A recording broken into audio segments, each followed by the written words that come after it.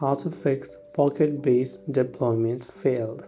Hey everyone, welcome to the channel. In this video, I'm going to guide you on how you can fix PocketBase deployment failed.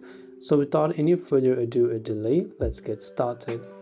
Now, in order to fix a PocketBase deployment failure, right, if you're using on your PC or using the client from your mobile, you must first address the application's unique architectural requirements. Now, because PocketBase is a single Go binary using an embedded SQLite database, and because it does not run like traditional stateless microservices, standard platform deployments like Fly.io, Railway, or VPS will crash if volume mounting, architecture types, or port privileges are misconfigured. So in order to fix this, you need to address the application's unique architectural requirements as mentioned. So I hope this video helped you out. If you have got any further questions, do feel free to leave them down in the comments below.